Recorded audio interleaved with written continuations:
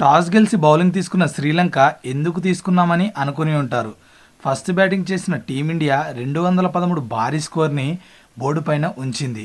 ఒక లైక్ ఇవ్వు, ఇక స్టార్ట్ చేసేద్దాం.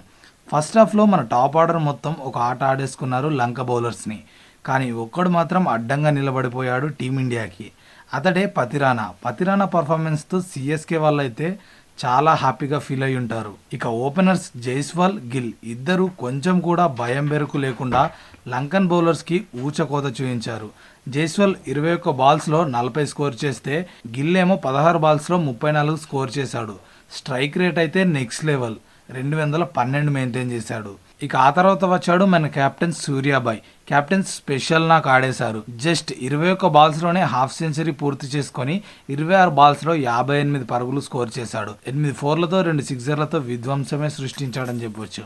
ఆ తర్వాత వచ్చిన మన గ్లౌస్మెన్ పంత్ చాలా కష్టపడ్డాడు. బాల్ ఆడటానికి నానా తంటాలు పడ్డాడు. కానీ చివరికి 33 బాల్స్లో 49 స్కోర్ చేసి లాస్ట్ పంచ్తో బాగానే ఫినిష్ చేశాడు. ఫస్ట్ హాఫ్ మొత్తంలో లంక బౌలర్స్ నుండి అడ్డంగా నిలబడింది ఒక్కడే పతిరానా. యార్కర్స్తో మనోళ్ళకి గట్టిగానే జవాబిచ్చాడు. ఆపోనెంట్ బౌలర్ అయినా సరే తన పర్ఫార్మెన్స్కి హ్యాట్స్ ఆఫ్ చెప్పాల్సిందే. ఇది మొదటి భాగం. ఇక రెండో భాగం చూద్దామా? చూసే ముందు ఒక షేర్ చేయొచ్చు కదా. లంక ఓపెనర్స్ నిస్సంక, మెండిస్ మొదటి ఓవర్ నుండే ఫిక్స్ అయ్యారు కొడదామనే. ఎందుకంటే అలా ఆడారు. మన ఓపెనర్స్ కంటే బాగా రాణించారు, ఒప్పుకోవాల్సిందే. నిస్సంక 48 బాల్స్లో 79 స్కోర్ చేస్తే మెండిస్ ఏమో జస్ట్ 27 బాల్స్లోనే 45 స్కోర్ చేశాడు.